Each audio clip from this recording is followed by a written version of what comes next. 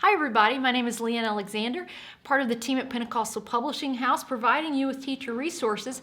I'm here today with another training video. Now today I want to begin a two-part series on classroom management. These videos are intended for teachers of all age levels, but this topic will mean different things depending on the age level that you teach. So we're going to begin today with how do we approach a situation in our class that for whatever reason doesn't meet our expectations. So many times when we're in a situation where something happens in the classroom that's not part of our plan, our initial response is, I've got to just contain the situations. Let me deal with this situation. If it's disruptive behavior, or even for adults, if you have a group discussion and the group discussion isn't working the way you'd hoped, someone is monopolizing conversation, any of those kinds of scenarios.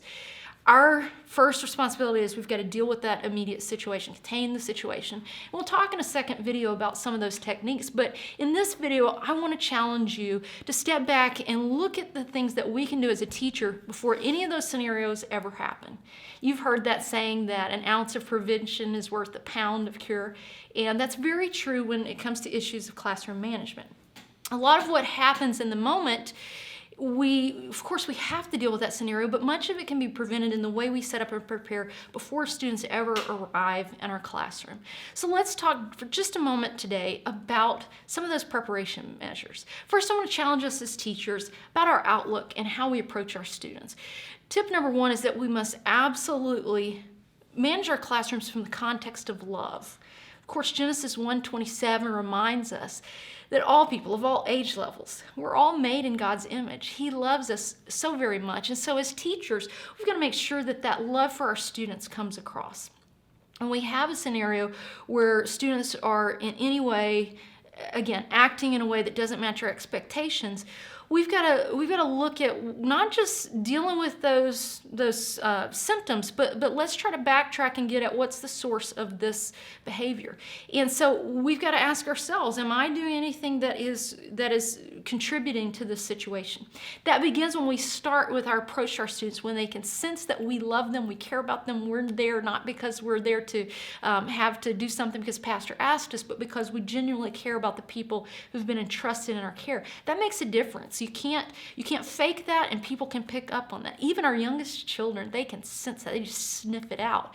But that's no less important for teachers of our adults and our youth. We've got to be sure that we're prayerfully preparing for class, not just working to get all the components together for our discussion or our game or whatever the activity may be, but that we've got time during the week of spiritual preparation. We're praying for our students, and we're asking God to help us to teach from a context of love. That's so very, very important. So number one, we want to teach from that context of love. Number two, we want to be sure that in the way we interact with our students, that we separate the student from the behavior.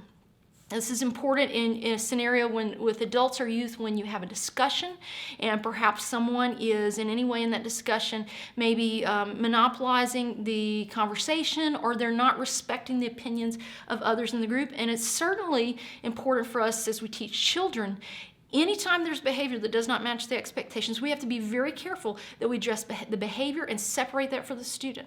There's a very big difference in telling a student, I love you and I'm so glad you're here, but that behavior is not acceptable in this class. That's very different than immediately say, Johnny, why are you doing whatever you are? So we don't want to implicate that we don't care for this student. We recognize we love you and I'm so glad you're here today. But now this behavior right here, this is not going to work in this class, and we've got to do that so that the student understands I love you. This is separate scenario as we deal with this behavior. And then the third thing I want to mention, we've got to establish our expectations. Now, this is especially significant for our children's classes, because when we have a scenario that we feel like, I just this week got an inquiry, and thank you for those of you who've watched the videos and responded with some questions. And I got an inquiry just this week. Talk to us about classroom management. One of the questions I had back for that teacher, what do you have as your expectations for the class? When something, normal is whatever I am, and then abnormal is something that just goes anything not what I expected. Well, do your students know your expectations, even with our adults?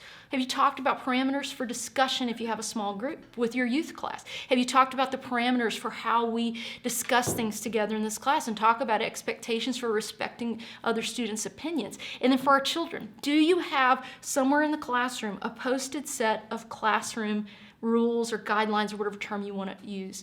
If there's no expectation, how do our students know what's acceptable and what's not? It's not going to come up until there is a problem.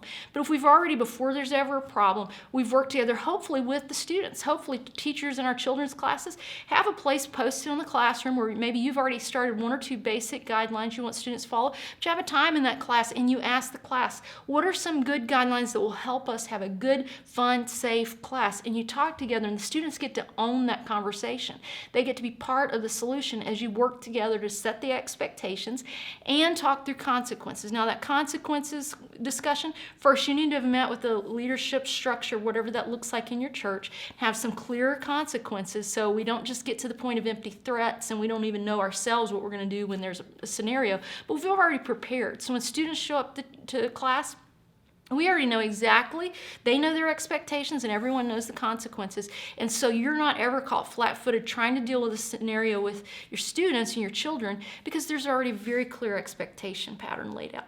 So we've got to remind ourselves and communicate to our students from a context of love. We understand they're made in the image of God. They're very important to Him. They're very important to us. Number two, we're going to separate any kind of behavior from the student and treat the student with dignity. And number three, we're going to have clear expectations and consequences for everyone. So this is never a matter of singling any one person out, but we've got those clear expectations and everyone is going to work together for the good of the entire class. We make this a class community. And as we emphasize community, as we emphasize our love for our students and for everyone there and working with an atmosphere of respect, we're preparing so that the scenario is already very, very well prepared for. So it's never a matter of singling out a student, but we have a clear plan in place. That preparation can mitigate against the possibility of some of these issues. Of course, we know no world is perfect, no person is perfect. We're going to have issues, but we've already prepared so that when that happens, we're ready. God's going to help us as we do this important work of ministering and teaching the Word of God to those entrusted in our care. God bless you. We'll be back with more teacher training tips next month. Thank you.